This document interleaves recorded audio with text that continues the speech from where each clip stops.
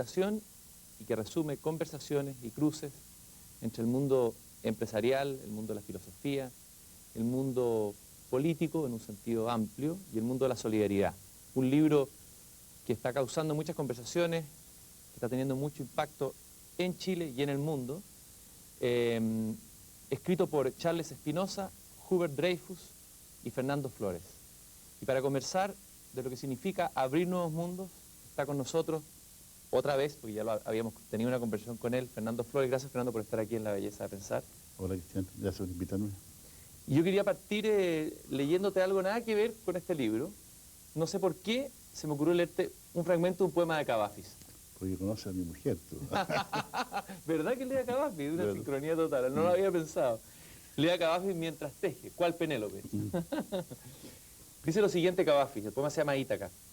Cuando salgas en el viaje hacia Ítaca, desea que el camino sea largo, lleno de aventuras, lleno de conocimientos.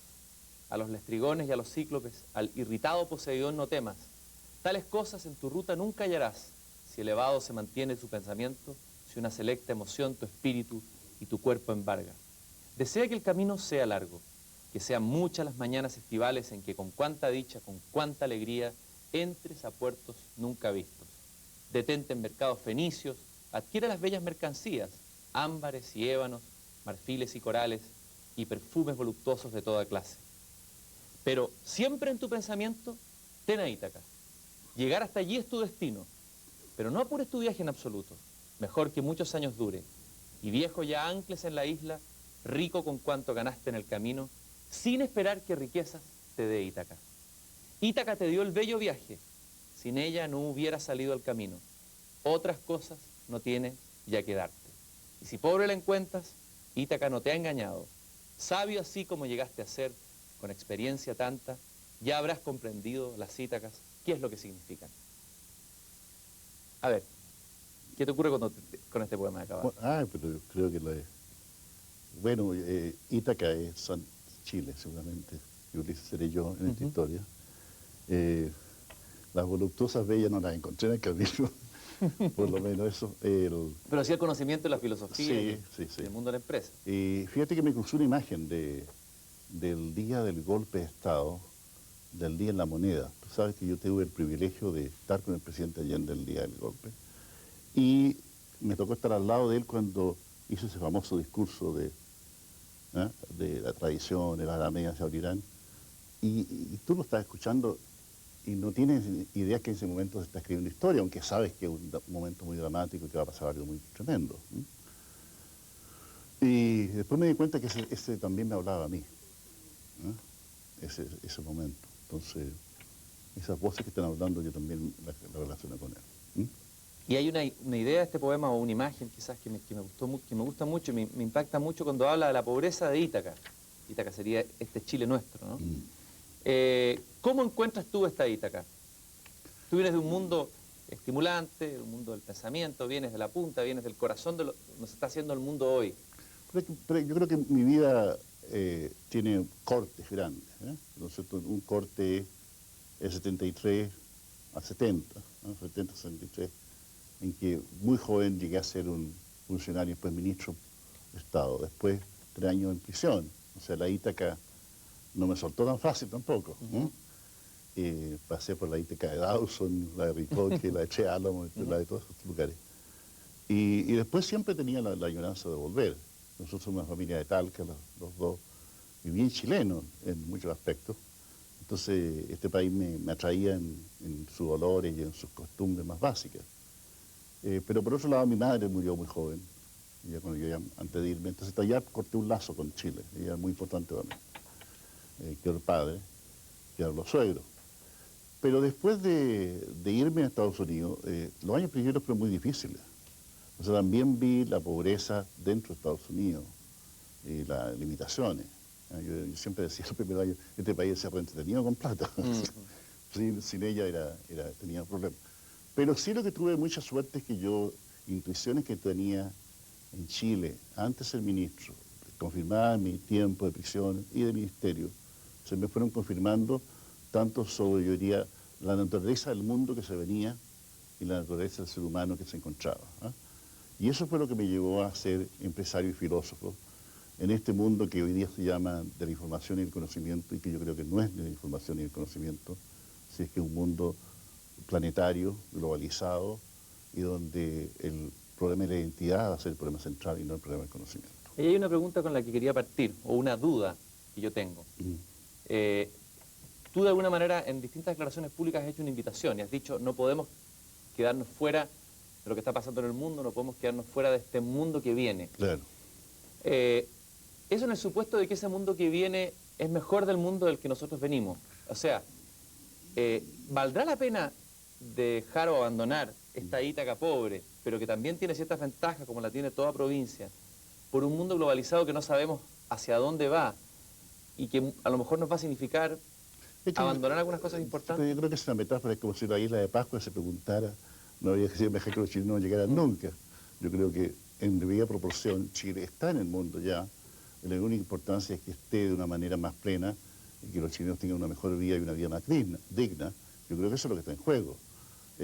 El mundo que viene trae cosas buenas y malas, nadie sabemos cuáles son muchas de ellas, pero yo prefiero ser arquitecto e inventor de ellas que ser el receptor de ellas. Yo creo que el que está de receptor va a estar siempre en posición de menor poder, de menor goce y de menor plenitud. Ahora, el mundo se piensa no desde Ítaca, se está pensando ¿dónde? ¿En California, en Estados Unidos? Yo creo que el mundo se piensa de varios lados. No obviamente que California es el centro de invención científico-tecnológico del mundo hoy día, sí tenemos que producirlo a un polo, aunque hay pedacitos por acá y por otro lado, y cada día se distribuye más. Pero también hay otros mundos, yo creo que hay un mundo de invención financiera que pasa en Nueva York y Londres, hay un mundo de invención estética que pasa en varias capitales del mundo, hay un mundo, en fin, hay un mundo también, yo diría, de la grandeza de los grandes números humanos, donde se solucionan problemas de otra magnitud que pasa en la India y en la China. Entonces está pasando en todos lados y nosotros tenemos que encontrar nuestra contribución al mundo planeta y al mundo nuestro. Y yo pienso que con todo el dolor de lo que ha pasado en los últimos años, Chile se ha puesto unos pantalones un poquito más largos, pero todavía son como los pantalones de golf, se le caen y qué sé yo. Y ahora hay un momento mucho más decisivo de la historia, porque yo pienso que esta globalización planetaria, acelerada por la Internet, puede también traer pobreza a una escala muy grande a las personas y a los países. Ahora, ¿qué es lo que tú rescatarías, antes de entrar, porque vamos a hablar en extenso, digamos, sobre el nuevo mundo que viene, qué es lo que tú rescatarías de tu Ítaca, que te gustaría que tu Ítaca, de la Ítaca que tú conociste, para el mundo, digamos? ¿Cuál es el regalo que le puede dar Ítaca al mundo, o el aporte que le puede dar Ítaca específicamente al mundo? Yo creo que nosotros teníamos, y no sé si lo hemos perdido todavía, una idea espontánea de una cierta solidaridad, de un cierto sentirnos nosotros que nos queríamos, lo cual nos hizo tener una clase media relativamente alta, tener una educación abierta, orgulloso de nuestra Universidad de Chile y otras instituciones. Yo creo que se perdió en parte, pero no se perdió totalmente. Ahora, la ruptura del 73, que es anterior a eso, también nos rompió en ese terreno, y el nosotros empezó a ser varios nosotros, y todavía no se reparan bien. Ahora, yo pienso que el mundo, más que la Ítaca nuestra del Chile, también pienso en la Ítaca hispánica, de la lengua española. Yo creo que la lengua española va a ser la segunda lengua de Estados Unidos, y a lo mejor mirándolo a la distancia, equivalente al inglés, ciertamente son las dos lenguas. Y esta tradición rica, yo no me siento fuera solo en Chile, estoy pensando también en Machado, estoy pensando en García Lorca, estoy pensando en Quijote. Tiene mucho que aportar al mundo, en este estoicismo, en esta manera, una mística de ser. Y también yo diría la alegría, que es la otra parte. Aquí se puede ser pobre y ser alegre. Y yo creo que en ese sentido nuestros hermanos caribeños saben más que nosotros. Y también una cosa que yo noto que está enriqueciendo a Estados Unidos. También, así como hay riqueza en Estados Unidos, hay pobreza. No sé si tú, me imagino que la viste porque tú, creo que la trajiste también, la película de Wim Wenders, el documental en realidad, sobre estos músicos cubanos. Sí. Es interesante esa película. Muy profunda, sí. ¿No te parece a ti que ahí hay una suerte de metáfora? El hecho de que un europeo, Wim Wenders, del mundo alemán, del mundo de Europa, venga a Cuba, una isla marginal del concepto mundial, que no ha entrado totalmente en esta globalización desde el punto de vista político, y que sin embargo es capaz de regalarle al mundo a través de unos náufragos, de unos sobrevivientes, que son unos viejos, unos hombres frágiles. Algo que el mundo no tiene, algo que Estados Unidos no tiene. Por supuesto, yo creo que la danza es una cosa que el mundo necesita. Pero no es el primero en decirlo. Y la danza sin propósito, ¿sí? Porque también la danza de lo que tú llamas la gratuidad de estar ahí con el otro. Creo que en ese sentido Cuba es un lugar privilegiado en el mundo, histórico. Que el encuentro de América con España, que duró más tiempo en Cuba que en otros, parece que dejó una cosa muy profunda. Yo, todos los músicos que he conocido, algunos puertorriqueños, me hablan de Cuba con admiración. Ahí está la matriz de todo. Entonces, yo realmente pienso que cuando este mundo de la Internet, yo escuché esa charla que tú hiciste con mi profesor Dreyfus y hablaban de la descorporización, va a necesitar mucho cuerpo. La gente se imagina unos tipos pegados a las pantallas todo el día, como son los traders y brokers hoy día. Eso es un mundo absurdo. Lo que necesitamos es un mundo también con danza, porque danza al final es coordinación sensual y una especie de caricia cariñosa que la gente necesita. Y yo creo que en eso nuestra cultura tiene mucho que hacer. En eso veo a Chile bien atrás, porque una de las tonteras nuestras es creernos no caribeños. Ojalá podamos creer un poco más. Pero no hay algo específicamente chileno. Yo sé que uno mismo, yo mismo participo de la queja, digamos, de lo que somos. Uno lo escucha, pero también no hay rasgos nuestros, esa introversión nuestra que ha producido una gran poesía. ¿No es también un aporte? ¿No es que es distinto que lo de España, es distinto que lo caribeño? Yo creo que hay una tristeza chilena, que cuando no cae en el resentimiento y en el renegar, y que encarna también esas poesías de amor de Pablo Neruda, y en Neruda mismo como figura en una de sus dimensiones, yo creo que es propio nuestro, y eso me gusta a mí. Yo creo que nosotros tenemos algo de una melancolía trágica que es necesario.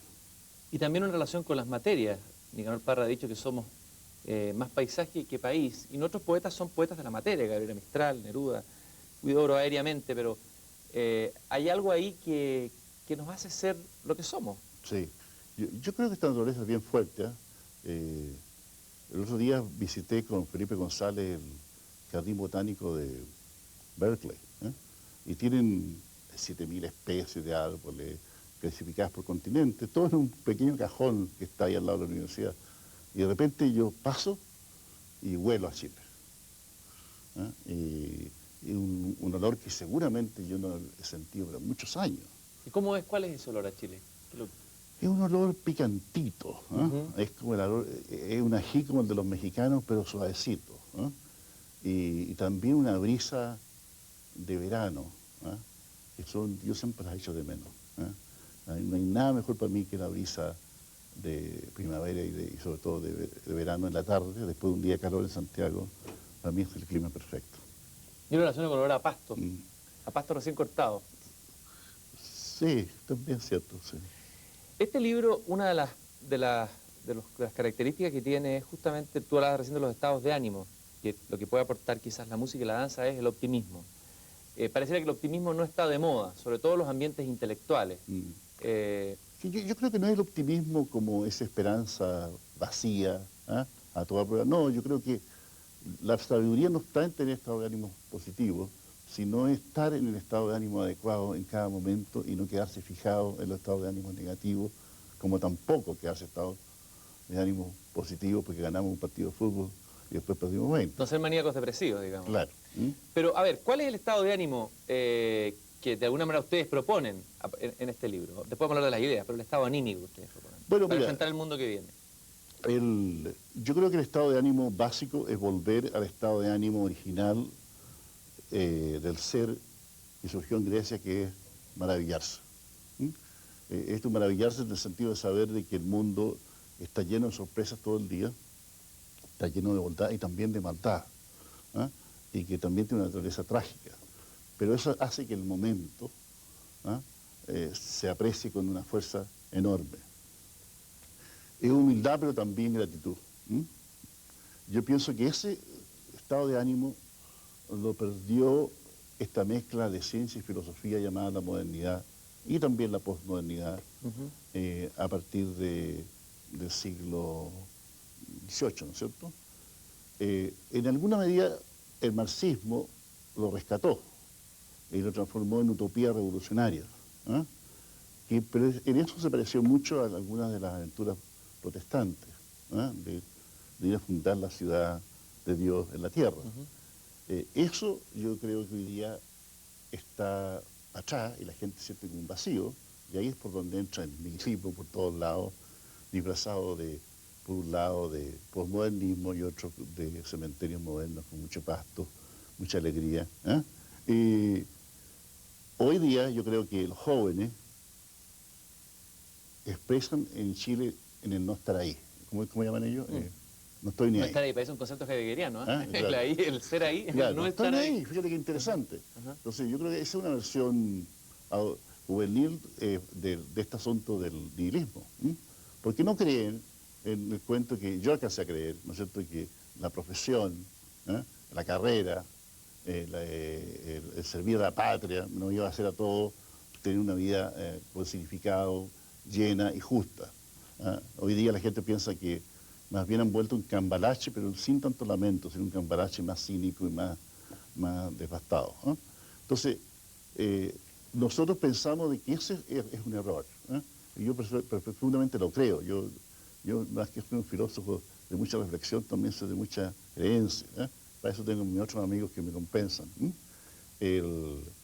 Yo pienso que necesitamos nosotros un romanticismo nuevo, que la gente se vuelva a enamorar del mundo, del hacer, de hacerse el mundo, y ese romanticismo tiene, sin embargo, no la esperanza de la ciudad utópica, sino la esperanza de la vida cotidiana. Y eso no puede venir sin el volver a maravillarse en el misterio del mundo. Hölderlin, prerromántico, en realidad un romántico pleno, decía: el hombre es un dios cuando sueña y un mendigo cuando reflexiona. ¿Qué piensas tú de esa afirmación? Bueno, eso coincide con la idea de que yo he leído muchos filósofos que piensan que la filosofía esa seria, son gente que sufre problemas de estómago y tiene un problema de carácter de ese tipo. Yo personalmente pienso que esa filosofía que pretende explicarlo todo, y solo cuando se haya explicado todo, entonces tú estás en condiciones de actuar y reflexionar, estéril, y está realmente pasando de moda y a la gente ni la compra. Yo creo que algunos señores que se declaran profesores de filosofía todavía supongo la practican.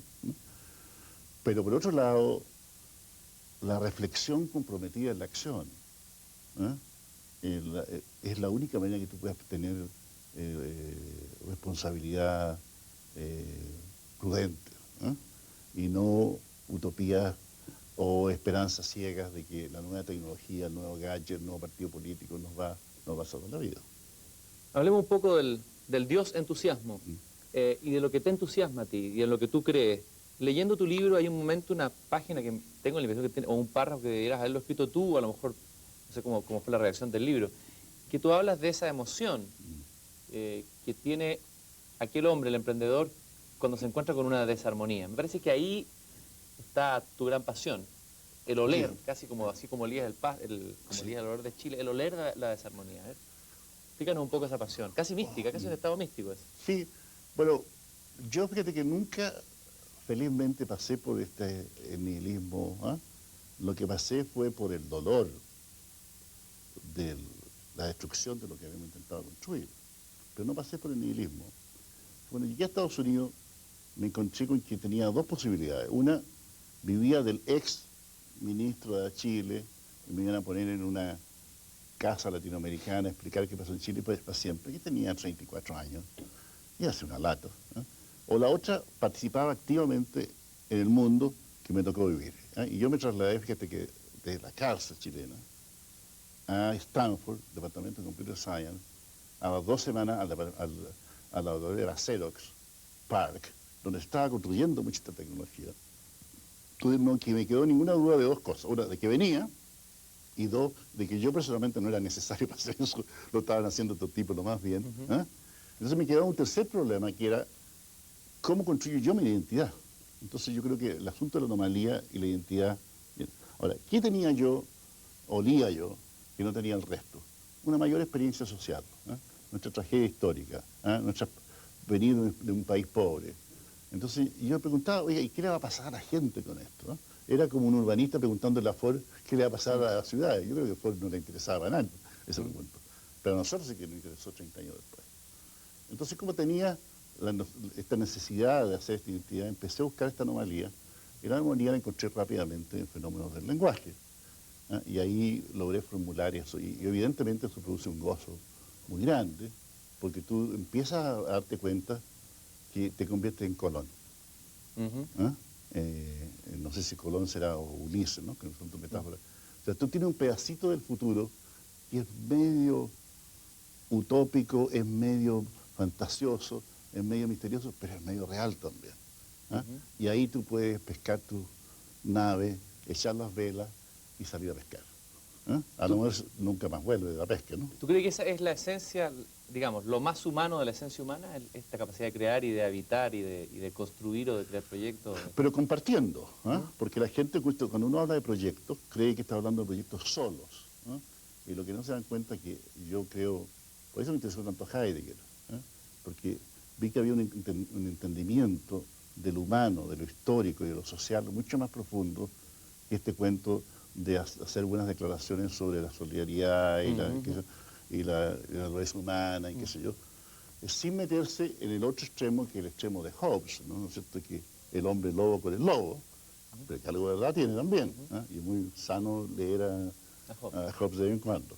Pero entre esos dos vi esto algo. Sin embargo, también yo felizmente, te fijas tú, y por eso hoy día soy holístico en mi esperanza, pero totalmente ecléctico en mi búsqueda, es porque me encontré con otras cosas. Como estaba en la prisión, en la Ritoque, me acuerdo, Ritoque, un amigo me mandó a Estados Unidos un libro de cibernética, y en el libro de cibernética, en la página de atrás, había un artículo de Habermas, que no tiene nada que ver con la cibernética. Y el artículo de Habermas era sobre Universal Pragmatics, ¿no? Que fue la primera cosa que entendí. Yo todas mis lecturas siempre me ha pasado lo mismo. No entiendo nada la primera vez, la segunda no entiendo algo, y la tercera digo, aquí hay algo maravilloso. Salta la liebre. Como Salta la liebre. Y empecé a escuchar, y ahí he oído hablar de un señor que se llama Searle. Y entendí que había una cosa que se llama la teoría de los pitch acts, pero nunca pude tomar un libro, no hacer nada. Y un día, estando yo en Stanford, que queda una hora de Berkeley, Terry Winora, que era mi compañero de investigación y una gran autoridad en el mundo de inteligencia artificial, más joven, muchísimo más joven que yo en aquella época, Terry tenía unos 29 años. Me dijo, oye, vámonos a Berkeley y vamos a tener una reunión con los profesores de filosofía de Berkeley y con estudiantes graduados de filosofía allá. ¿Ah? Porque en esta cosa, inteligencia artificial, ciencias cognitivas, filosofía, no hay ninguna distinción completa. Y me encuentro con que Searle era americano, no era inglés, que estaba en Berkeley hace muchos años, que parecía un cowboy recién sacado de una película de Colorado, ¿no? Y yo chapurreaba inglés para hablar de estas cosas, pero me dejaban hablar, y eso fue una cosa bastante buena, ¿eh? Y no te decía, mire qué título tiene usted, qué sé yo. ¿En Chile no dejamos hablar? No, en Chile le ponemos mucho al título primero, después a la ideología, ¿eh? Y después si son amigos, ¿eh? En fin. ¿Dónde veraneaba? Claro, y qué colegio estaba. En fin, hay tantas cosas que nos prejuician antes de ponernos a conversar. La otra cosa que me pareció interesante era la ferocidad de las discusiones que teníamos con ellos, pero que no tocaban en absoluto respeto a las personas. ¿Ah? De hecho, el tipo que no discutía ferozmente que decía que era un mentiroso. ¿Ah? Era al revés. ¿Ah? Pero el tipo que pasaba después de esa discusión intelectual al plano personal también. ¿Ah? Era muy difícil, la verdad. Había de vez en cuando de esto, pero ciertamente no conmigo, no era tan famoso como que se enojaban conmigo también. Tú hiciste ahí un puente interesante, un latinoamericano que hace un puente entre un anglosajón, Searle, y un alemán, Heidegger. Claro. Hiciste un cruce, a ver si pudieras explicar cuál fue ese puente que tendiste. Bueno, la idea mía es de que yo siempre andaba buscando, y en esto mi amistad y influencia de Humberto Maturana y de Francisco Varela jugaron un papel también importante. Ellos me enseñaron una cosa a mí muy importante, antes de irme allá a este mundo, que la comunicación humana no consistía en la transmisión de mensajes. No se transmitía nada entre tú y yo, y no estaba ocurriendo otra cosa. Nunca me quedé contento con que esa otra cosa era, a través de las interpretaciones que ellos producían, a pesar de que la interpretación de coordinación de acción sobre la coordinación de acción Uy, qué complicado. me parecía insinuante. Ajá. Pero decía, pero yo tengo que dar cuenta de otros fenómenos, ¿eh? Cómo pasa el management, cómo pasa la poesía, cómo pasa la política, y necesito algo más. Y ahí encontré la teoría de los actos de aula, unos principios universales, que me habría gustado que, ¿cómo se llama? Hubert los mencionara cuando habló de los principios básicos, ¿eh? Que es la noción de commitment que estamos haciendo más allá de que estemos conscientes que lo estamos haciendo, ¿eh? Sí, pues tú y yo podemos no haber pensado, pero esto que pasa aquí requiere un prometer mutuo entre tú y yo, que lo hemos hecho a través de varias otras personas, y que requiere todo este escenario, un montón de gente que se ha comprometido para que esta actividad humana haga. Y eso siempre me maravilló, ¿ah? Que el prometer, que también puede ser el mentir, tiene esa tremenda capacidad de crear el bien y crear el mal. Y en eso yo creo que consistía en alguna vez un poco la maldición de Sodeva, ¿ah? Sí, aprendieron mucho, pero aprendieron también a creer en el mal, porque el mal no es lo mismo que el cataclismo, ¿no? El mal es la cosa que nosotros hacemos en nuestra vida cotidiana. Entonces, esta cosa me atrayó, empecé a entender que el prometer no era una cosa que se hacía cuando yo prometo, sino que estaba en la base de todo intercambio lingüístico. Ahora, como uno estaba estudiando esto en inglés, y yo venía del español, me empecé a dar cuenta que además me servía para comunicarme con los americanos. Entonces yo hablaba tipo tonto con él. Entonces decía, yo pido, I request, you do it. Entonces no tenía que pensar mucho porque empecé a darme cuenta que si yo pensaba en términos de actos, no en términos de palabras, ¿eh? Podía ser mucho más eficiente mis interacciones en un mundo donde mi lenguaje era muy pobre. O sea, es como un lenguaje invisible que está detrás del lenguaje, de las lenguas. Exactamente. Entonces empecé a entender que esta búsqueda por el esperanto estaba en otro lado, donde nadie lo había visto, ¿eh? Ahora, eso es interesante que viniera de filósofos del lenguaje y no de lingüistas. Los lingüistas parten del estudio empírico del lenguaje, no estos estudian. Ahora, todos los filósofos del lenguaje eran el filósofo del lenguaje en inglés, ¿eh? Entonces, ahora, como ya te venías del español, empezaba a darte cuenta que venía otro. Eso es una cosa. Sin embargo... ¿Cómo entra Heidegger ahí? Bueno, yo conocí a estos dos tipos juntos, a Searle y a Dreyfus, ¿eh? Con días de diferencia. Y además, felizmente eran amigos, porque si no habría sido muy difícil.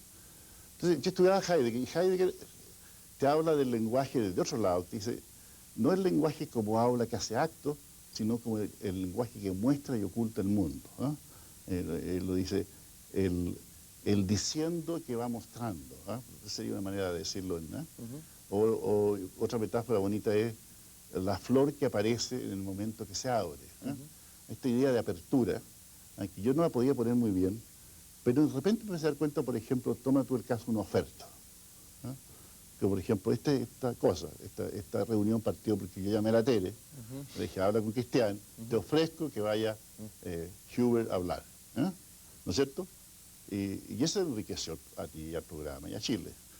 Esa tremenda capacidad que tiene la oferta. La oferta tiene la capacidad de traer mundo, no solo de traer acciones, ¿eh? Y dije, aquí hay una ligazón entre estas cosas, ¿eh? Y me permite salirme de la parte que siempre a mí me molestaba Heidegger, que me molestaba también en Hegel, que es esta cosa totalizante, ¿eh? El ser, ¿eh? La conciencia universal y todas esas payasadas. Todas esas cosas pasan a través de individuos.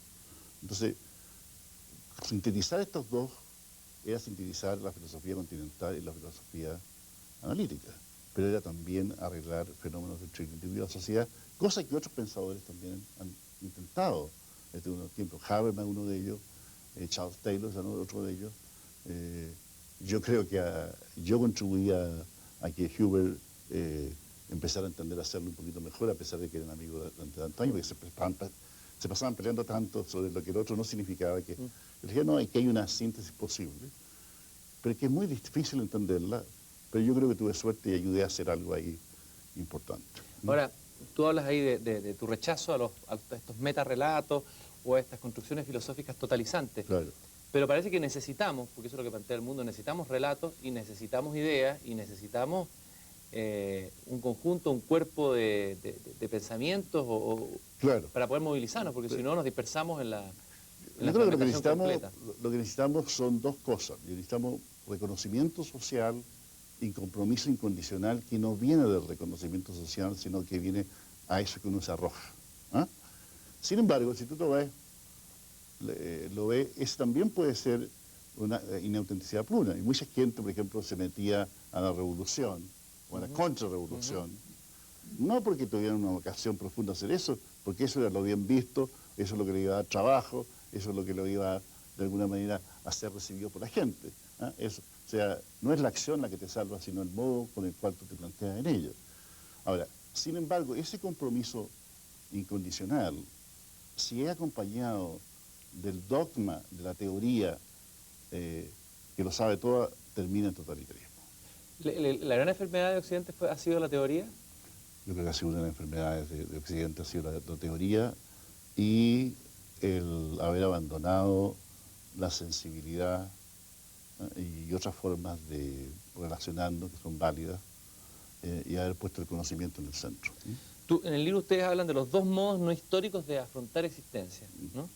Habrían dos grandes peligros, para usar la metáfora de Ulises, Escila y Caribdis. Escila podría ser vivir como sujetos modernos que controlan un mundo objetivo, ese peligro ya es conocido, el mundo cartesiano. Y un nuevo peligro, que sería Caribdis, el sujeto posmoderno situado en el fin de la historia. Claro. Que ¿Cómo se mueve Ulises ahí entre esos dos peligros? A ver. yo pienso que hay un artículo que estoy a punto de publicar, que va a salir publicado en Londres, y sabes que me gusta hacer artículos con otros, porque aprendo mucho cuando hago esas cosas y además es consistente con mi estilo de vida. ¿Y no es un poco recuperar lo que fue la filosofía al comienzo, que era diálogo? Yo creo que sí. De hecho, yo cuando escribo algo es porque yo necesito aclararme algo. No es porque nunca he ganado dinero con los libros, pero sí mi compañía ha ganado mucho con los libros. Porque cada vez que yo escribo un libro, nos reorientamos por otro lado. Salimos con otras cosas. Y siempre es como que nos llegan a tiempo. Entonces, volviendo a la pregunta tuya, yo pienso que el peligro que tenemos hoy día muy serio es que aparezcan lo que nosotros llamamos en estos artículos los wires, los que van de proyecto a proyecto, de picotón a picotón, pero sin ninguna lealtad y responsabilidad social con el entorno que hace ese mundo posible. Ellos reemplazan la noción de mundo por proyecto exitoso. La noción de mundo implica una solidaridad y implica una historia. Los mundos, uno no lo hace uno, los mundos uno aparece en ellos y los muta, los modifica y los devuelve a la generación siguiente. Ese traspasar de generaciones es bien importante. Ahora, esa es la idea que nosotros llamamos del emprendimiento. Ahora, yo quisiera hacerte una corrección sin querer. Sin querer queriendo. Yo distingo muy bien el empresario emprendedor del simple empresario. Porque el empresario puede ser también un monopólico, puede ser también un negociante que le interesa comprar barato y vender caro, pero no le interesa mantener el mundo. De hecho, destruye el mundo. ¿Es una distinción ética esa? Es una distinción ética y también una distinción filosófica, porque el emprendedor es la manera, yo diría, coloquial de hablar del disclosure, del abridor, que realmente debería ser abridor y receptor del mundo. Tú no sabes las miles de discusiones que tuvimos sobre el título del libro. Yo quería ponerle abriendo y atisbando mundos. Pero los castellanos de Madrid no me la dejaron pasar. ¿Y cediste? ¿Y cediste? Bueno, la otra posibilidad no era publicar. Y que parte de ceder es una de las cosas que he aprendido. Hace años ya que no practico avanzar sin transar. Dime una cosa, sí, pero al mundo hispánico le cuesta a veces ceder un poco ante nosotros, ceder en el sentido de abrirse y escuchar realmente o escucharnos, ¿no? Claro, nos cuesta, en España cuesta, es una de las cosas, pero también al final ellos me habrían dejado imponer lo que yo quisiera, pero se habrían estado menos enamorados para venderlo. Pero en el preámbulo hablamos de eso y una de las cosas, si tú comparas las ediciones española e inglesa, la palabra disclosure se traduce de muchas maneras distintas a lo largo, mientras que en inglés hay una sola palabra. A veces abriendo, entre abriendo y cerrando, a veces otras veces recibiendo, otras veces atisbando. Tiene varias atenciones. Esa actitud es como el abrir, el atisbar, es como el escuchar. Me remonta a lo que plantea el famoso fragmento 50 de Heráclito, donde parte por lo demás la primera filosofía, que es no a mí, sino al logos escuchando a través mío. La importancia del escuchar y del oír lo que... Claro, ahora yo creo que todas estas cosas, y ahí yo creo que había una contribución mía a todo el asunto, se nos olvida al final que todo esto ocurre en el mundo de la acción y en el mundo de las comunidades. Entonces, abrir, escuchar, tienen que ver también con convivir. Ujú. Entonces, siempre cuando uno tiene estos problemas, tiene que saber de que cuando recién se abre, uno solo puede atisbar un hecho del convivir que todavía no está bien fundado. ¿M? Entonces, no hay problemas a resolver, que era una de las cosas que mal aprendí como ingeniero, Ujú. sino yo diría, hay gente que está teniendo asuntos de convivencia que hay que empezar a conversar, empezar a hablar, hasta que en algún momento, cómo esas voluntades se configuran, es tan importante como el problema que se va a resolver. Y en ese momento, entonces ahí sí podemos llamar a la acción y a la resolución del problema. Entonces, yo creo que una de las grandes cosas que yo te diría, que después, mirando para atrás, dije, ¿qué me llevó de la ingeniería a la filosofía? El darme cuenta de que los problemas que yo quería resolver como ingeniero eran antes que ese problema que habría que resolver, eran asuntos que teníamos que ponernos de acuerdo en las interpretaciones, intercambiar interpretaciones, y ahora yo diría además, son siempre asuntos que tienen una profunda historicidad, y nosotros no podemos pretender vivir al margen de eso. Ahora, tú ahí citas a un filósofo, me llamó la atención, Herder. Sí. Es interesante porque de alguna manera Herder apela, o me parecía a mí, apela a ciertos relatos, a ciertas nociones o ideas, fuerzas muy románticas, ¿no? Que tienen que ver con patria, con historia, con identidad, con una serie de... que están muy desprestigiadas.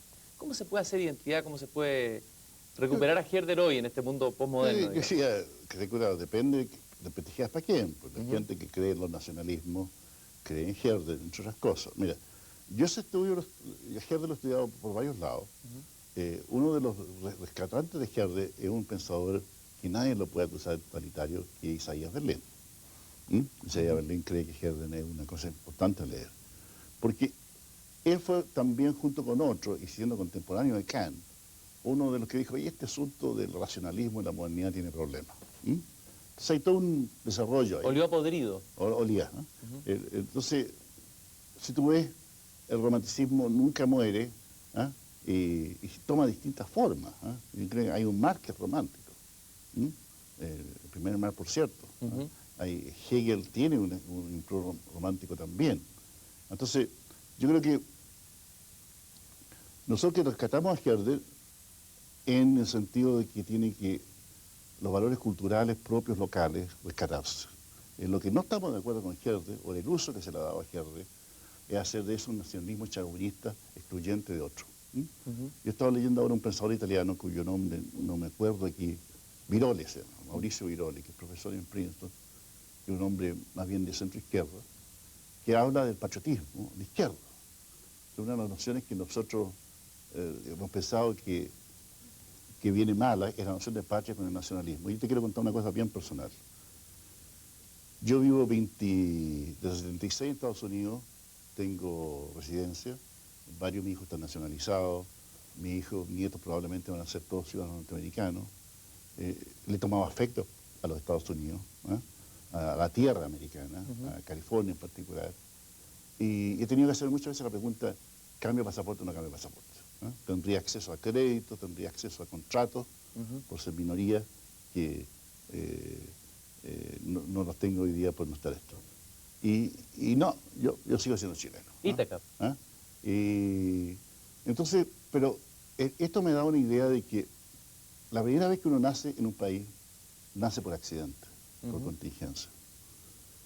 Pero cuando uno decide y tiene la libertad de no serlo, es por amor. Entonces, ese amor no puede ser a los símbolos, sino a esa patria que tú reconoces que es la única que puedes tener y la única en la cual tú quieres ser tu identidad. Ahora, curioso ese cruce entre patriotismo y pensamiento de izquierda. Normalmente, pensemos en Latinoamérica, la izquierda ha tendido a la internacionalización, ha importado el marxismo. ¿Cómo? ¿De dónde? Yo creo que, mira, en primer lugar, es bien pragmático. Por eso le ha ido tan mal también. Por andar con tanta idea equivocada. ¿Sí? Yo creo que los chilenos somos patrióticos y necesitamos una idea de patria profunda. No toda la idea de patria es mala.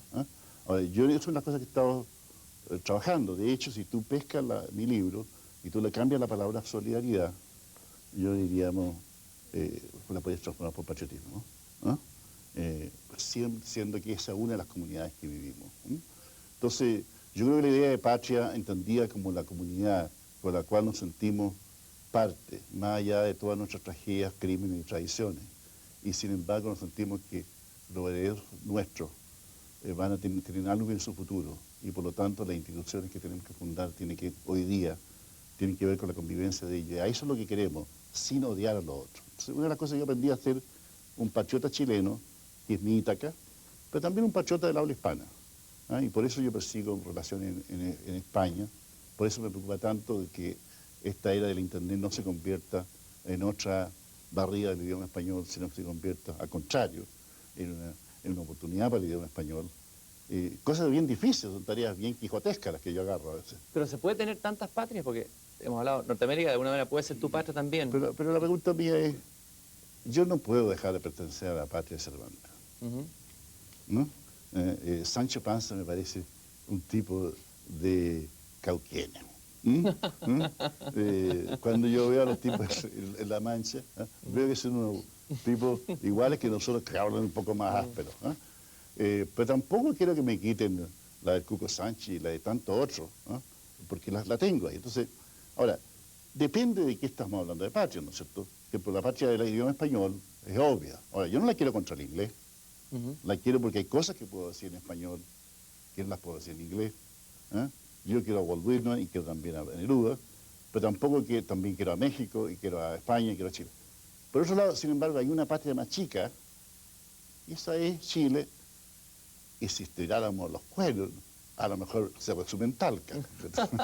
Talca, Madrid y Londres. De Talca, Madrid y Nueva York. Sí. Entonces, hay algo ahí que tiene que ver con una cosa más terrena, pero también libre.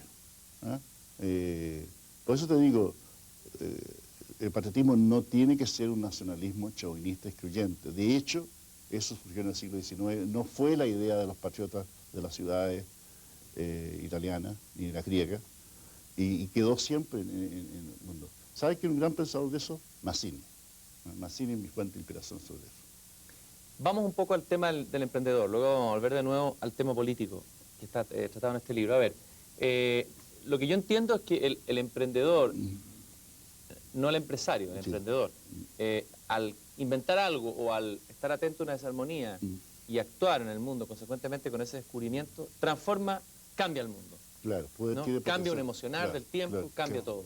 Claro, porque cambia prácticas. Me gustaría que lo hicieras en un ejemplo, porque creo que es muy gráfico cuando uno lee el libro, por ejemplo, de Gillette, hay ejemplos muy bonitos y muy esclarecedores de este punto, de cómo un emprendedor cambia el mundo. Déjame contarte uno que cuento a veces, que es de la máquina de escribir. ¿No es cierto? La máquina de escribir fue una invención. Dios no hizo al hombre con la máquina de escribir, eso lo tienes claro, ¿no es cierto? Entonces, la máquina de escribir partió a fin del siglo XIX cuando empezaron a hacer cuentas y la gente cometía errores y el 7 se parecía al 2 y había todo tipo de juicios que tenían que ver con el mal escribir. Entonces dijeron, ¿por qué no tenemos una imprenta casera? Se inventó la máquina de escribir, que tomó muchos años, porque cada fabricante al principio le ponía su propia orden y eso terminaba en un lío para aprender. Finalmente hicieron los estándares. Vino una máquina de escribir. Ahora la máquina de escribir traía su mundo. Nosotros para poder tener una máquina de escribir uno tenía que tener papeles de goma, tinta en blanco, a lo mejor cosas con 2 colores, una campanita. Había un ritmo. Yo diría, la máquina de escribir antigua tenía un tipo que se afeitaba con una, ¿cómo se llama? Con navaja. Con navaja. Y había que tener un tipo. Además se le echaban a perder la hoja a uno y se le costaba mucho reproducir. De repente, marginalmente, sin tener nada que ver con esto, a un señor se le ocurrió inventar computadores en un chips, que al principio no servían para nada, eran para hobby. Ahí tiempo de Apple. Pero ya, por otro lado, a los hippies que abundaban en el campo universitario, estaban usando las grandes computadoras, los mainframes, para escribir cartas de amor usando las herramientas de programación. Y ahí empezaron a ir a hacer una cosa más en editores. De repente lo agarraron otra gente y se lo fueron al programa de investigación. Pero todo esto que era gigantesco, de repente se puede poner en un chip. Y la gente dice, oye, ahora se puede escribir a máquina con un computador. Y fíjate lo que se puede hacer con el computador. Se pueden introducir párrafos, corregir, hacer todas estas cosas maravillosas. Y más importante, se pueden mandar cosas de un lugar a otro. cosa que al principio la gente no se dio cuenta. Y de repente nos encontramos con que estamos en un mundo de posibilidades que antes no eran insoñables. Entonces, yo te lo cuento una anécdota. La secretaria, cuando la secretaria acá en Chile, estaban orgullosos cuando el jefe tenía una máquina IBM con bolitas, ¿te acuerdas tú? Porque uno cambiaba las bolitas y tenía la primera flexibilidad, cambiar el tipo de lecho. Decía, yo tengo 6 bolitas, ¿no? Yo cuando era estudiante de ingeniería lo que quería era tener una máquina con bolitas, pero tenía 1000 coronas. Entonces me iba donde un amigo para que me prestaran y hacía mis tareas con la otra. Pero cuando llegué a Estados Unidos me di cuenta que las máquinas bonitas se le había pasado el tiempo histórico.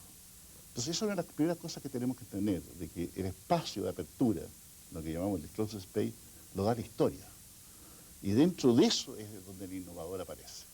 Entonces hoy día esas prácticas marginales un día estuvieron listas, aparecieron acá y en 3, 4 años la máquina de escribir pasó a los museos, ¿no? Entonces el inventor no es un señor creativo que tiene unas cosas, sino que es una persona que se compromete a esas posibilidades que el tiempo histórico abre, ¿no? Y te podría dar ejemplo de Gillette, te podría dar ejemplo de muchas cosas, ¿no? Yo creo que más adelante una persona como tú, por ejemplo, me lo estaba pensando hace mucho tiempo, podría tener tu programa de televisión en la internet propio, sin canal ninguno, y tendrías tú, Cristian y sus muchachos, y segundo, lo otro, disponible a toda hora. Pero fíjate esta idea de que los programas podían estar disponibles a toda hora, cosa que uno lo sabe con los videotapes. Bueno, también va a ser posible en la red. Entonces, eso es lo que uno tiene que entender, que el espacio histórico va cambiando en el mundo de posibilidades. Esa fue para mí la idea más gorda que Heidegger me dio. Hay una idea que rompe un cierto sentido común que uno tiene, o una reflexión que tiene, o un prejuicio a lo mejor frente al mundo empresarial, el tema de la competitividad. Uno asocia normalmente el empresario es el hombre competitivo, y mientras más competitivo es más empresario. Pero pareciera que tú en este libro das una vuelta de tuerca a eso. La damos, La dan. no solo, porque también una idea de Spinoza, y Spinoza republicano. Y experto en Shakespeare. Y experto en Shakespeare. Entonces, no, yo pienso de que pensar que el empresario es un tipo egoísta, hijo de Hobbes, que anda por ahí tratando de joderse al otro, es una dimensión de la vida válida y necesaria a veces. Pero también es un tipo que necesita cooperación. Por eso yo te digo, la manera que nosotros debemos organizar la empresa en Chile fracasaría totalmente en Estados Unidos. Si yo quiero armar una compañía de software o una compañía de biotecnología, hoy día, lo primero que tengo que encontrarme son los 3 trabajadores clave, porque los 3 trabajadores clave son alguien que saben hacer algo. Un Alan Kay, en el caso de computación, el empresario dice, este es nuestro de socio. Entonces lo primero que tengo que tener conversaciones no en cuánto me va a pagar el sueldo, sino cómo nos vamos a repartir la riqueza potencial. Segundo, tengo que traer gente que también tiene que tomar riesgo, se llaman capitales de riesgo. Hoy día hasta el abogado y el relacionador público quiere un pedazo de la compañía. Entonces, tú tienes que crear una coalición cooperativa que va a competir y a cooperar simultáneamente con otras coaliciones cooperativas. De hecho, uno lo ve como se hacen las alianzas, ¿no es cierto? Cada compañía como Microsoft defiende su alianza, el otro. Entonces se compite y se coopera al mismo tiempo, a veces con una coalición completa o a veces con algunos miembros de tu propia coalición. Entonces, esas dos cosas son entretenidas. Ahora, sin embargo, lo que nosotros sostenemos, que lo que al empresario emprendedor lo hace mantener la pasión, es sentirse de que está haciendo una contribución histórica al cambio de las prácticas. Yo personalmente pienso que, a pesar de que no me cae bien como personalidad, Bill Gates, pienso que él realmente no le preocupa hacer tanto más dinero, lo que le preocupa es que encontró una forma brutal de divertirse. ¿Y de encontrarle sentido también? Yo creo de encontrarle sentido a la vida en ciertas partes. Ahora, a mí no me gustan de repente, me gustaría que fueran más filósofos y si fueran alumnos míos, y lo pasarían mejor, porque claro, yo no me haría la casa de 150 dormitorios en el lago Washington, y habría empezado a repartir el dinero mucho antes. Pero yo pienso que lo mismo Steve Jobs y otra gente, o Spielberg, por ponerte un empresario de otro terreno, ellos son artistas, empresarios, y que el tener éxito implica que están sintonizados. Entonces, lo mismo me pasa a mí con los basquetbolistas. Yo no tengo ninguna duda que Michael Jordan es un empresario que ha hecho mucho dinero jugando básquetbol, pero que también goza jugando básquetbol. Ahora, hablemos del sentido. ¿Tú crees que una vez, sobre el habitar humano en la Tierra, una vez que logramos, imaginemos que somos un emprendedor ideal, como tú, que ha logrado inventar ideas, que le ha ido bien, que ha tenido éxito, que se divierte que gana dinero. ¿Tú crees que ahí se completa la tarea del sentido humano o todavía sigue faltando algo? No, yo pienso que para mí una de las cosas que uno tiene que aprender también en esto es a morir. O sea, yo por ejemplo ya estoy entrando en una edad en que no puedo hacer ciertas cosas que hacía antes, ni puedo ponerme horizontes que me ponía antes. Tengo 57 años, quiere decir que me faltan 13 para 70 años, me faltan 23 para 80 años, y 80 años se han muerto la mayoría de mis parientes mucho tiempo antes. Pero también veo ahora, por ejemplo, una de las cosas lindas es que nuestras compañías están pasando manos a los hijos. Y los hijos están haciendo cosas que yo nunca me atreví a hacer, o que no pude hacer, o que fracasé en hacer. Y parte del dinero que acumulamos sirve para que ellos puedan hacer esas cosas.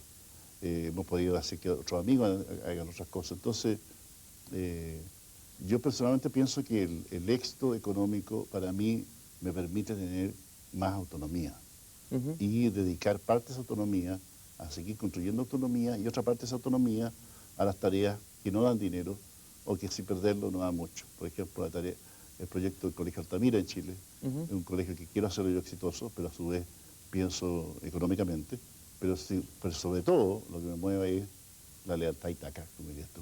Ahora, ¿no crees tú que el sentido, estando de acuerdo que se da en el habitar y en el crear, el hombre tiene que crear, es parte de su naturaleza, de su poiesis intrínseca, pero también se da, como decía Pascal, el gran problema del hombre es cuando está solo en una pieza? ¿Qué es lo que hace cuando está solo? En nuestra soledad, en nuestra fragilidad. Pero ¿Has pensado en esa dimensión? La sí, bueno, en filosofía existe el lenguaje, es el problema del lenguaje y en la filosofía analítica es clásico. Mira, mi opinión personal es que uno nunca está solo, salvo tal vez en estado de samadhi y de meditación profunda que yo he experimentado poco, pero algunos de mis amigos, como Francisco, sí. Francisco Varela. Sí, yo pienso que la naturaleza histórica de nosotros nos hace siempre estar en este cuento, ¿no? Lo bonito que tiene la reflexión es que a ti te permite estar en varios cuentos al mismo tiempo y en algunos cuentos virtuales también, no solo los cuentos de acción real. Entonces, mi impresión que tiene es que no es el emprendedor en hacer las cosas, el emprendedor en el ser capaz de vivir este misterio del mundo, ese tiempo histórico que tú no controlas, que te tocó a ti vivir, ni tú ni yo hemos controlado, que nos tocó a nosotros vivir al principio de la Internet y en el medio de la Unidad Popular, y en el medio de general. Todas esas cosas nos pasaron. Y en el medio de eso, sin embargo, tenemos que ejercer nuestra vida, y responder y crear nuestra autonomía con todas las dificultades que eso significa. A su vez, uno participa también de una historia más larga. Una de las cosas de la filosofía mía es entender que la filosofía no es conocimiento. La filosofía son unos mapas medio rascas de lo que ha sido la historia humana en el pensamiento que está vivo, y en el sentir que está vivo. Incluso ese pensamiento es como ponerle mucho de carta a la historia. Y eso es interesante. Entonces, es lo que me tiene siempre como más asombrado, de que este animal tiene esta capacidad de recibir historia, y hacer historia a recibir historia y a crear innovación. Entonces, yo no creo en la creatividad, creo que sea bien claro. Nosotros cuando hablamos de innovación y creatividad son dos cosas para mí distintas. ¿Cuál es la diferencia? Innovación es la capacidad de traer un bien que hasta ahora no ha estado disponible, y haciéndose cargo normalmente de anomalías presentes, cosas que están ahí esperando ser hechas. La creatividad tiene que ver con este juego de la imaginación por la imaginación. Entonces, a mi juicio, la innovación es parte accesible ontológicamente a todo ser humano y por lo tanto nada de estar orgulloso. De lo que nosotros deberíamos preguntar la pregunta al revés, ¿por qué no todo el mundo lo hace? Y esa es una de las contribuciones que yo quiero hacer a la educación. Trivializarla al hacerla disponible. Y si tú me permitieras un lema político, diría, el mundo que yo quiero crear es un mundo donde la capacidad de emprender esté redistribuida, no sea el privilegio de unos pocos. Ahí hay un ejemplo que a mí me gusta mucho como emprendedor. Me imagino que tú lo conoces, seguramente hasta puede que seas amigo de él y conozcas bien, que es el proyecto de este banquero pakistaní que dio crédito a los pobres. ¿Cómo se llama él? Yumis. Me gustaría que contaras un poco eso. Parece que yo veo ahí en ese proyecto quizás donde se encarna mejor esto que tú has planteado en este libro. Bueno, él observó de que mucha de la pobreza que había en Bangladesh, que es uno de los países más pobres del mundo, y él era economista, a veces la podía arreglar con un préstamo de $20, $50, porque con eso le permitía romper cadenas de explotación normalmente en México se llaman los coyotes, ¿no? Los que compran a uno y venden a 10, porque al otro le faltan los medios de transporte, los medios de crédito, los medios de publicidad. Entonces, todas esas cosas, él descubrió que había una gran pobreza que se producía por esta explotación dentro de la pobreza y por esta falta de acceso. Y también yo diría por que las aspiraciones ya empiezan a ser esas, porque el mundo de lo posible está limitado. Que es una de las cosas que también uno aprende con Heidegger, que el mundo de lo posible depende de quién lo interpreta. Entonces, el pobre tiene pobreza porque tiene pobre interpretación de su mundo también. Entonces, una vez que uno logra hacer eso, puede también explicar por qué hay algunos pobres que se convierten en hipermillonarios, ¿te has fijado? Porque lograron romper eso y la pobreza les dio incluso una ventaja, porque ven mucho más que el hijo del burgués tranquilito o del señor aristócrata que ha estado durante muchos años, que pierden esa capacidad de ver posibilidades que el fundador de la familia la tuvo. Y hay una frase de un empresario mexicano que tú citas ahí, o aparece citada, ya no me acuerdo si es la idea de que el mejor negocio del siglo XXI va a ser vencer la pobreza. Claro, eso lo dice Carlos Slim, que es el empresario más poderoso de América Latina, mirado en ventas y en riqueza. Yo creo que es cierto, pero nosotros no podemos esperarlo, y eso tal vez esto es bien parte de, en esta conversación me va apareciendo la vuelta a Ítaca, porque yo estoy envuelto en México ahora en unos proyectos que tienen que ver cómo producimos riqueza para las compañías y sacamos a la gente de la pobreza al mismo tiempo. Y aumentamos el mercado. Tienen que ver con proyectos de autoconstrucción y cemento, por ejemplo. Yo pienso que por ahí va mucho camino, pero ese mismo fenómeno que se ve de pobreza a nivel del pobre, también hay que verlo a través del país. Que por Chile está fuera hoy día de las conversaciones que inventan la tecnología porque no tenemos capital de riesgo. Nuestros ingenieros chilenos son pobres no porque les falte talento, sino porque están disociados de esos mundos que donde se abren las posibilidades. Ahora, y ese capital de riesgo no es mucho dinero, es más bien una actitud. En Chile podría haber capital de riesgo. Ahora, son know-how que hay que aprenderlo, y hay que traerlo, y no es cosa de llegar y hacerlo en dos partes. Y ahí donde la cooperación con otras culturas, que son mucho más abiertas a lo que uno piensa, es la única solución. Yo en ese sentido te diría que mi sentido de revolución de la ciudad futura, hoy día más bien entiendo que está en la vida cotidiana, en esta actitud que le permite a uno perseverar y qué sé yo. Y ahí es donde los estados de ánimo otra vez vuelven a jugar un papel bien importante. El líder tiene que ser capaz de generar estados históricos, estados de ánimo positivos, cuando la condición genera estado de ánimo negativo. Y el gran estado de ánimo negativo en nuestros tiempos es el nihilismo. Que no es lo mismo que la angustia. Que no es lo mismo que la angustia. La angustia, a mi juicio, es antinihilista. ¿Por qué? Porque despierta el nihilismo. Quiere decir que te importa. El nihilismo tiene eso, de que se va disfrazando, como diría Nietzsche, de felicidad. Claro, se disfraza de felicidad. El tema de la educación, ahí tocaste un tema bien clave. Tú estás apostando por este colegio que se llama Altamira. Altamira, o Altas Miras. Altas Miras. Altasol le podrías haber puesto también, El nombre ya del poeta vamos a jugar con... Era buen nombre. Espero que tengamos nuevo establecimiento, vamos a jugar con nuevos nombres. Bueno, la sensación, a mí me interesa también la pedagogía, soy profesor, ejercido como profesor, me da la impresión de que la verdad es que ya los colegios, la educación periclitó en la práctica, y lo que sostiene hoy es simplemente, son lugares o espacios físicos donde están concentrados los alumnos y sentados en los bancos para ocupar las horas de tiempo que si no estarían en sus casas viendo televisión. A ver, ¿qué va a significar educar? Ahora, pero me gustaría comentar algo de lo que tú dijiste. Y una de las gracias de conversar contigo que tú permites que uno te comente y no te enoja. Yo creo que es cierto lo que tú dices, pero sí le quitaría el escuchar lastimoso, no que tú pones, sino que le ponemos todo, de que esto es trágico y que está ocurriendo en Chile. No, esto está ocurriendo en el mundo entero. No, en el mundo, en el mundo. ¿Cierto? Una situación, por lo tanto, es una situación de gran oportunidad. Yo siempre he pensado que cuando las cosas andan mal, es el momento de hacer cosas interesantes. Las cosas andan bien, ya la hicieron. Tanta matemática que no la voy a hacer. Entonces, yo creo que aquí hay una gran oportunidad. Entonces, la pregunta es hacerse el por qué pasa esto. Entonces, obviamente que si tanta gente inteligente y tanto esfuerzo se ha hecho y tanto dinero ponen los padres y tanto esfuerzo de los profesores, no puede ser un problema de mala voluntad tampoco. Tiene que ser un problema de lo que llamamos ceguera histórica. ¿Y cuál es la ceguera de mala interpretación? Yo creo que la mala ceguera de la educación es en los fines y propósitos que se dan para la educación. Ese es uno.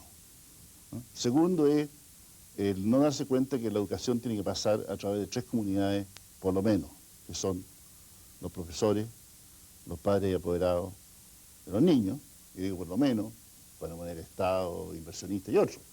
Yo diría, esas 2 cosas son vitales. Entonces vamos primero a lo de los fines. Yo creo que a la educación se le pide muchas cosas que no puede hacer.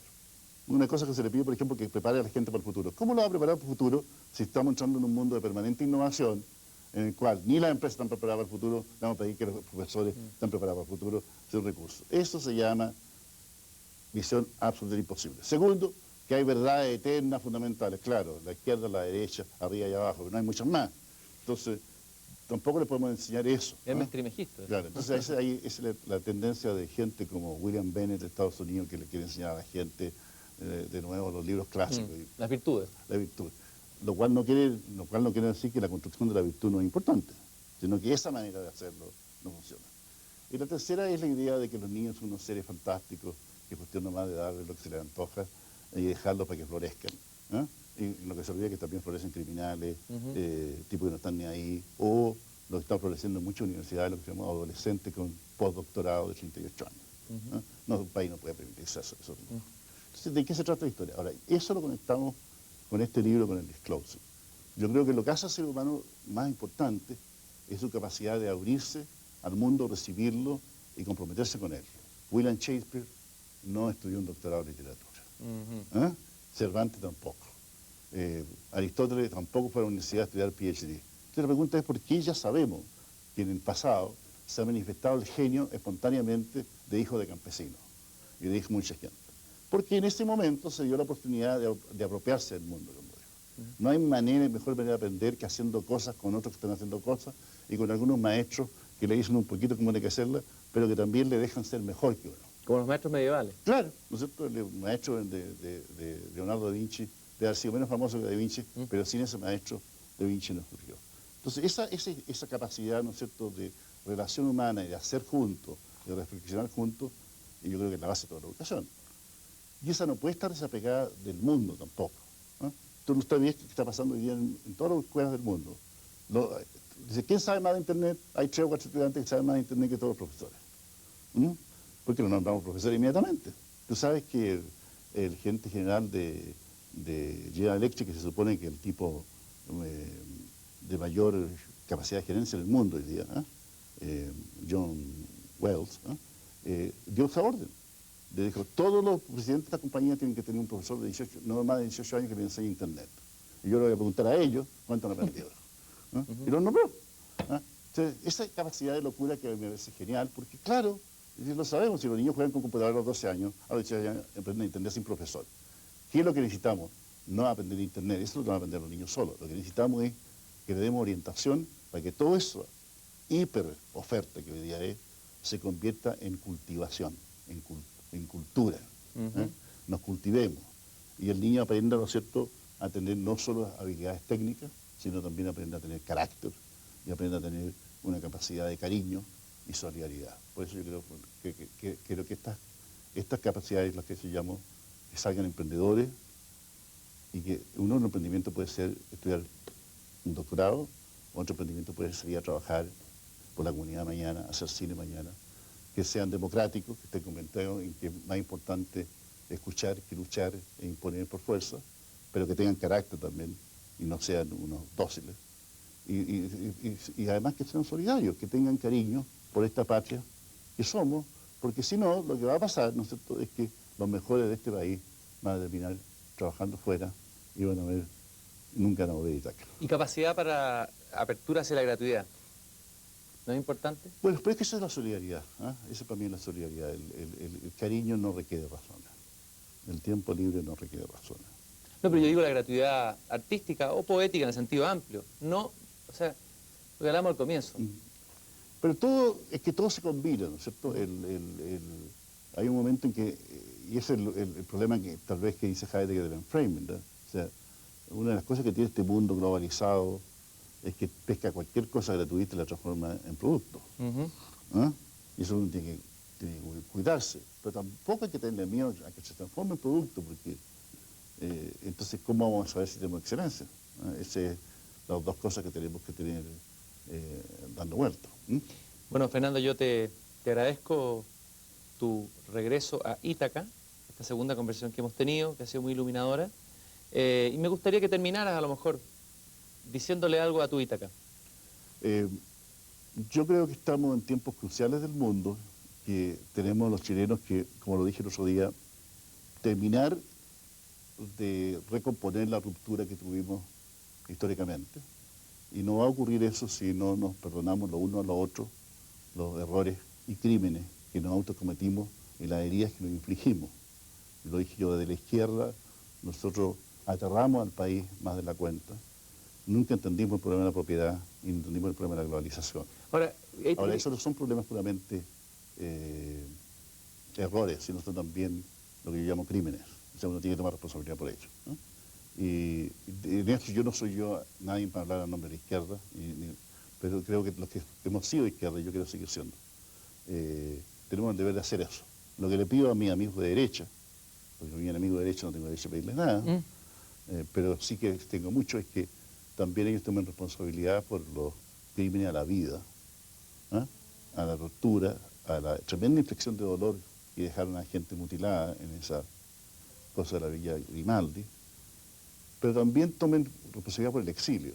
Hay familias como la mía y otras que nunca más volverán a Chile, ¿eh? Y solo porque queremos seguir siendo chilenos, pero mi mujer a veces ven en los niños de la Altamira, los nietos que no pudo tener, que le gustaría que hablaran en chileno y no en mexicano y en inglés. Qué sé yo. Entonces, pero dado todo eso, ¿no?